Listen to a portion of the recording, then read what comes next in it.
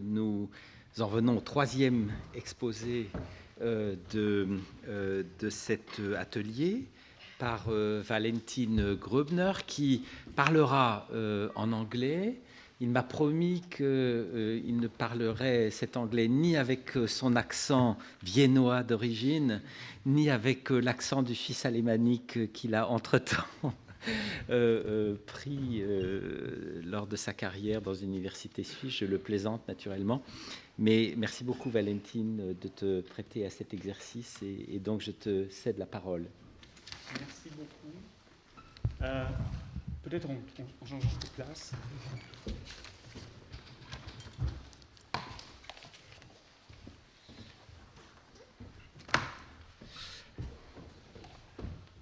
Je voudrais d'abord remercier pour la possibilité de présenter un peu de mes travaux ici et de le faire en anglais.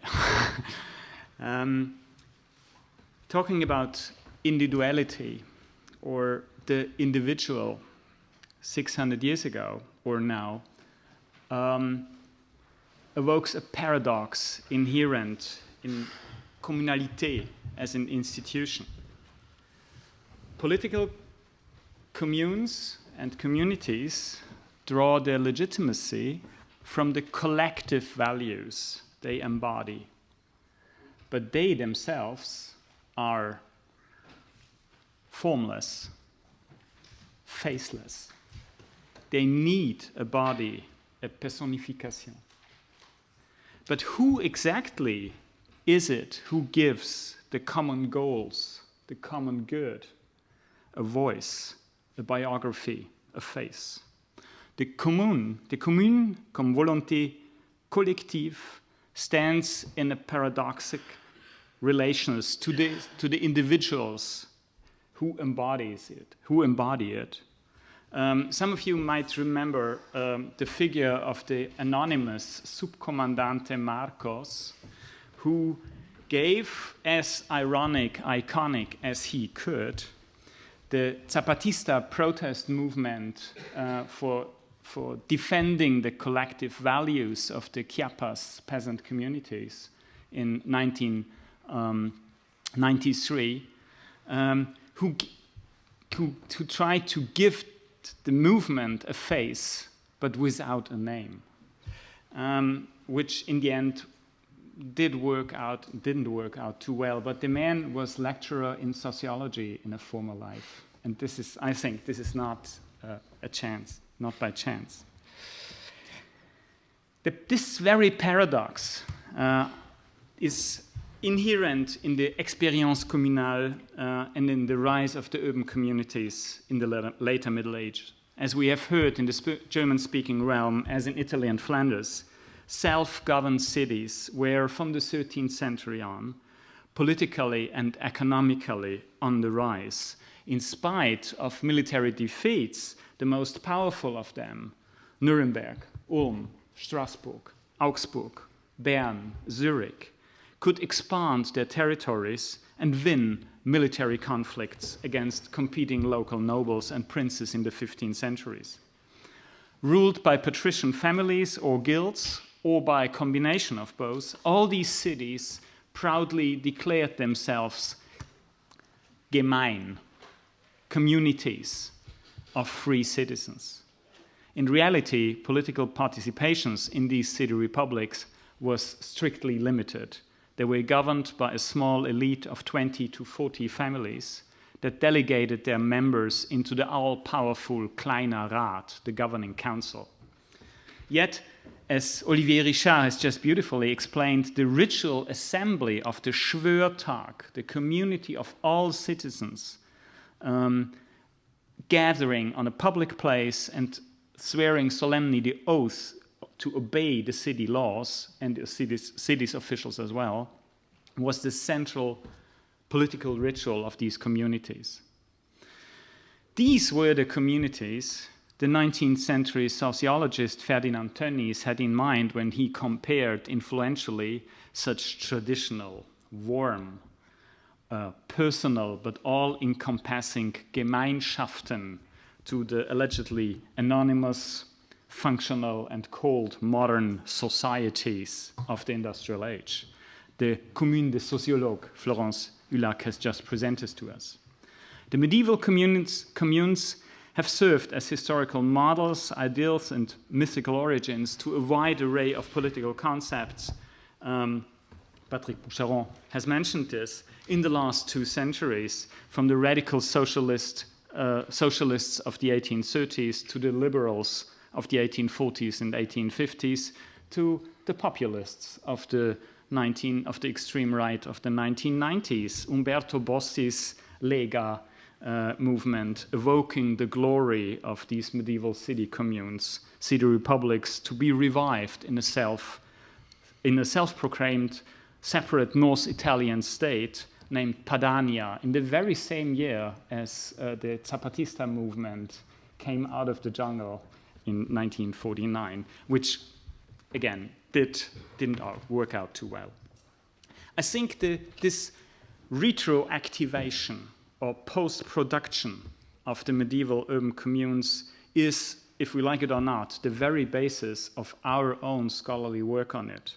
We owe them most of our edited sources, and I mean this literally. It is the political instrumentalization of the medieval communes in the 19th century that sparked in Germany the huge enterprises of editing, collecting, reconstructing, and editing the surviving documents, records, and chronicles. The imposing series of the Chroniken der deutschen Städte started in 1862 by the Bayerische Akademie der Wissenschaften, published in the next 60 years, nearly 40 volumes and roughly 20,000 pages. And the first director was Karl Hegel, the son of the philosopher. Medieval history at the end of the 19th century strived as hard as possible to provide political models, blueprints. It desperately wanted to be Gesinnungspolitik, as Karl Hegel put it, a policy of ethos. The same goes for the most influential narrative about the communes in the 14th and 15th century, published 2 years earlier. Pierre Monet, on a déjà parlé, Jakob Burckhardt, Jakob Burckhart's Kultur der Renaissance. In the Middle Ages, Burckhardt wrote, "Man was conscious of himself only as a member of," I quote, "a race, people, party, family, or corporation, dreaming or half awake under a common whale." It was only at the turn of the 15th century, Burckhardt's famous phrase goes on, that this whale is blown aside, and I quote, "the subjective side asserted itself with corresponding emphasis. Man became a spiritual individual and recognized himself as such," end of quote. And not just anywhere, but in the public realm of the city, on the piazza, as it were, of the 15th century city-states. In this 20th century, generations of historians have elaborated this motive, the birth of civic humanism, as Hans Baron has famously labeled it, he himself being a refugee from the Nazis in 1940, making this the very cornerstone of modern democracy and individualism, assuring a lasting presence of this Ursprungserzählung in encyclopedias and undergrad textbooks to this day. In a country like Switzerland, where I live, this maneuver, that is, the retrospective extension of democracy back to the city communes of the 14th and 15th centuries, is treated as a self-evident historical truth. Our values, our democratic self-determination, and our unmistakable individuality, of course, they were already there 500, 600, 700 years ago. Seen from this perspective, it is of course highly significant that the first autobiography written in the German-speaking realm was composed by a citizen, the Augsburg chronicler Burkhard Zink, edited in one of the first volumes of Karl Hegel's Chroniken der deutschen Städte. Writing a history of his native Augsburg, he added, as book 4 of 5 in all, a highly personal record of his own provenance, and career, being the first author in Germany using the first person singular, the magic little word ich, moi. The very things with which we can so wonderfully make self-evident doing the history of the urban communities in the 14th and 15th century, that they are our origins, our value, our individuality, turn in practice, that is, when we get to the medieval texts and sources, very quickly into obstacles or traps. The families and clans governing these urban communities did not follow democratic procedures. Political participation was not for all, but only for a small and highly segregated clubs of wealthy Christian businessmen, bankers, and landlords. Politics in a city of the 15th century meant, above all, secrecy. All city councillors and officials had to swear an oath not to pass on, under menace of the harshest punishments, any information about what was discussed in the city's councils and meetings. Malpractice and abuse of office were the rule. The corruption of the city's judges and officials was proverbial. Separation between private and public matters was not existing. A high percentage of public communal records were preserved in private family archives, not in the regularly purged and revised official documents. Moreover, urban city dwellers did not define and describe themselves as individuals, but as members of corporations, families, and clienteles, as persons in groups, to the groups, they owed their social roles and their agencies. In order to be somebody in an urban environment, you needed friends, peers, colleagues, and most of all, powerful patrons and protectors. Patronage networks dominated every aspect of city lives, from politics to economics and marriage alliances, not only in Florence and Venice, where this is well studied, but also from Zurich to Nuremberg and Strasbourg. Few things, the American historian William Cornell has remarked in his impressive book about Renaissance individualism, very few things would have evoked such terror in a 15th century citizens than the Burckhardt idea of living the life of an autonomous, self-sufficient individual that is alone. The urban communities in the Middle Ages were dominated by those who became, in the name of the Gemeinnutz, the common good, and the community, that were more influential than their fellow citizens, more ambitious, more powerful.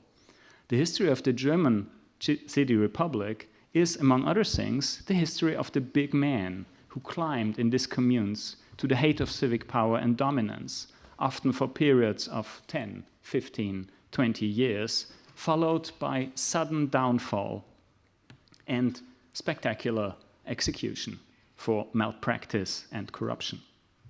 In the 2 decades after 1430, for example, the merchant Peter Egen became Augsburg's richest and most powerful citizen, holding the highest communal offices. Before accused of high treason and corruption, he had to flee the city overnight, never to return, all his possessions inside the city walls confiscated. 20 years later, the Augsburg guildmaster Ulrich Schwarz came to dominate civic politics, ruling Augsburg like a tyrant, his enemies declared, enemies who overturned him in 1478. He was executed for accepting bribes, violating the city laws, and conspiring with the city's enemies. The gallows for Schwarz was erected on the Augsburg main square, where the Schwörtag would take place, directly in front of the Trinkstuben, the meeting places of the Augsburg patrician families, whose power he had challenged, and who gathered in the windows to see their foe hung. So crowded were the roofs and windows with joyous onlookers, a chronicler noted, that some of them nearly fell down themselves. While Ulrich Schwarz landed on the gallows, his Zurich colleague Hans Waldmann began his steep political career as a powerful Bürgermeister of the Swiss city-state, and this is a contemporary drawing of an eyewitness of his end, his public execution on the scaffold in 1489 for extortion, corruption, and high treason. These are not isolated cases, but they form a larger series. In Nuremberg, the mayor Niklas Muffel, holding the highest office in the city, was executed in 1469. A year later, the same happened to the Schultheiss of Bern. 3 years after the fall of Waldmann, Schaffhausen hanged Konrad Hegenzi, head of the city's finance. 1509, the mayor, the Bürgermeister of Erfurt, Heinrich Keller, was executed. Regensburg decapitated its powerful councillor Lyskirchner in 1513.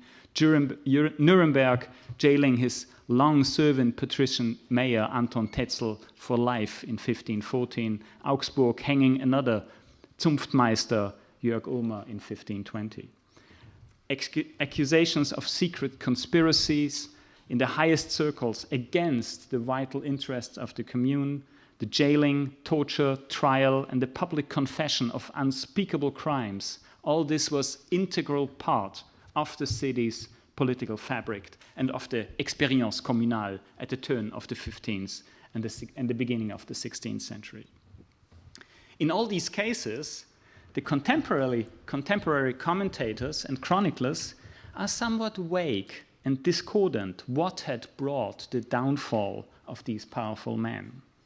Ulrich Schwarz himself had, in 1477, an influential political adversary, the councillor Hans Wittel, executed for high treason and for violating the oath.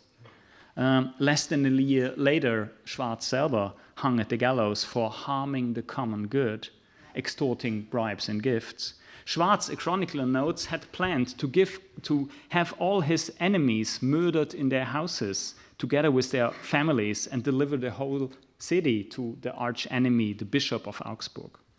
In Zurich's strongman Hans Waldmann was overthrown 11 years later. The accusations and official explanations were practically identical. Waldmann had allegedly handed over the keys of the city to the emperor. He had accepted bribes and attempted to rape the wives and daughters of honorable Zurich councillors, plus committing unspeakable sodomitical acts as the protector of the Strasbourg knight Puller von Hohenburg, whose image of swearing the oath to the city Olivier Richard has shown us, and who was burned at the stake for having sexual relationships with men in Zurich several years later. Equally colorful and contradictory are the justifications of the downfalls of the other cases I've mentioned of Hegenzi, Kellner, and Tetzel. It is theft from the city's coffers, corruptions, selling out the city's secrets to its enemies. When armed Erfurt citizens in 1509 stormed the town hall to overthrow the powerful Bürgermeister Heinrich Kellner, Kellner sprang up and yelled, "All hier steht die Gemeinde." Here is where the commune stands, pointing to his own chest, only to be executed, tortured and executed 4 months later. Embodying the commune as volonté générale can be risky. It is not that similar stories of steep ascent to power followed by sudden downfall were unknown in the princely courts of the late 15th century, but what makes the urban cases so particular is the motive of the alienated or corrupted common good of the city. In some of these cases, surviving detailed sources and interrogation records allow close insights into the political fabric of the cities, with intricate networks of loyalty and hate between different guilds, parties, and families. Functioning systems of patronage and social bindings leave practically no written traces as long as they work. Only the scandal, the sudden breaking up of the informal consensus, produces the detailed records we can, 500 years later, use for reconstructing the workings of these liaisons and clienteles. The ambitious Augsburg chronicler and self-made man Burkhard Zink, the first to use ich, the first person singular, in his autobiography, notes meticulously the loans he had been given from the powerful Peter Egen. Zink carefully adds that he had not been the only one to follow Peter Egen as a patron and protector. Many others had done the same, he asserts us. Egen, he wrote, had been such a good-looking, handsome man, ein hübscher, wohlgestalter Mann in German, und gar grausam freundlich gegen arm Leut, cruelly friendly to the poor. Peter Egen, Augsburg's richest and most powerful man in the first half of the 15th century, had been elected head of the city 8 times in a row. Egen had been the face, the embodiment of the proud city republic, ein hübscher, wohlgestalter Mann. Is such a formulaic description of Egen's good looks a proof of the notion of individuality, of the rise of the individual in the city republics in the 15th century? No portraits of Peter Egen have survived, neither of his successor, Ulrich Schwarz, executed 20 years later. But Schwarz, as his unhappy Nuremberg colleague Niklas Muffel, executed 9 years earlier, 1469, had left quite long autobiographical accounts written in the first person singular, but with no hints to the intense political infighting they were actually part of.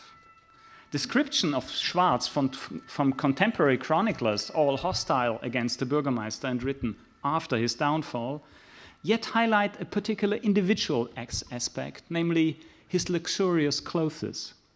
Augsburg's rigid sumptuary laws prohibited the wearing of pearls, gilded textiles, velvet, and bright silks.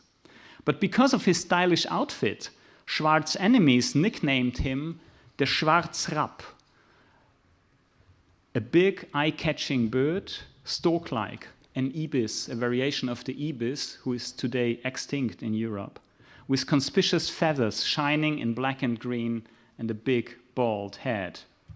This is what Ulrich Schwarz must have looked like. When he entered the scaffold, a chronicler writes, he wore a coat of velvet, a hat adorned with pearls, and a silk coat. He handed over his costume to the hangman, who, after the execution, had swaggered around in the city, proudly wearing the dead Bürgermeister's posh get-up, as he himself wore Schwarz, a chronicler needed, until the city, for a substantial sum of money, bought the clothes back from the hangman. The executed man's conspicuous individual costume could, it seems, not only challenge the re-established communal order, but embody the hanged man himself.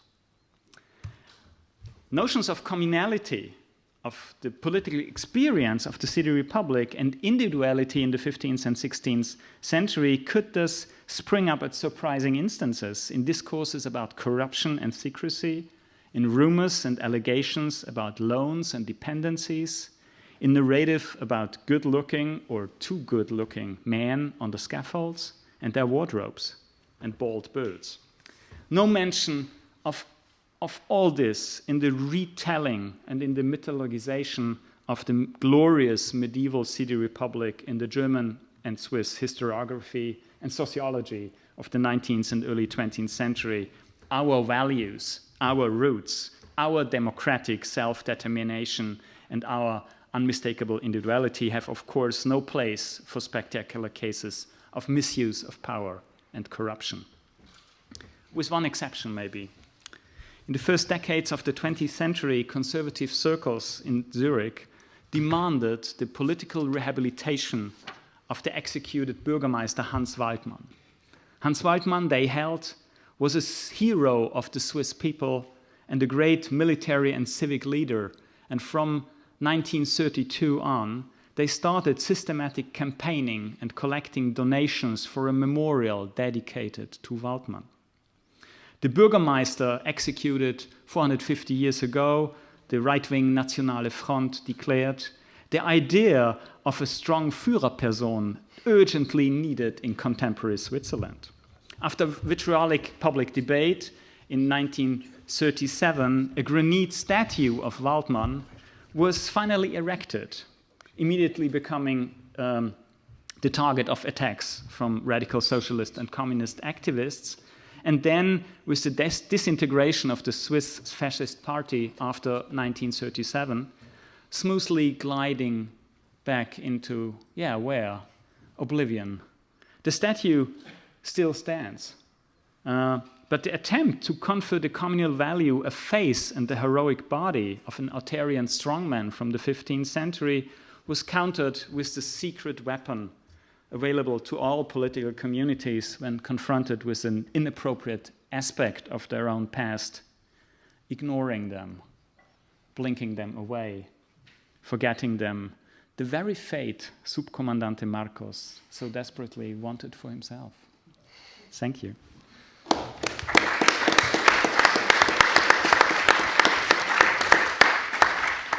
Un très grand merci, chère Valentine, d'abord pour cette clarté d'exposition en anglais qui augmente considérablement votre croyance sur votre propre niveau présumé de langue. Mais plus sérieusement, un grand merci pour avoir abordé au fond la face cachée de l'expérience communale, secret, corruption, patronage, népotisme, calomnie, tentative d'exercice personnel, solitaire du pouvoir, procès politique, exécution. Au fond, tout ce que contient l'autre fresque de Sienne, pour faire allusion naturellement au beau livre de Patrick Boucheron, Conjurer la peur. On parle toujours des fresques du bon gouvernement, mais il y a aussi celle du mauvais gouvernement. Et je crois que nos réflexions sur la commune ne doivent pas oublier cette représentation et cette appréhension des propres contemporains qui vivent dans les communes de la préservation, au fond, de l'expérience dans ses origines et que ça ne soit pas dénaturé, au fond, dans cette confrontation. Et Valentine, tu en as fait allusion,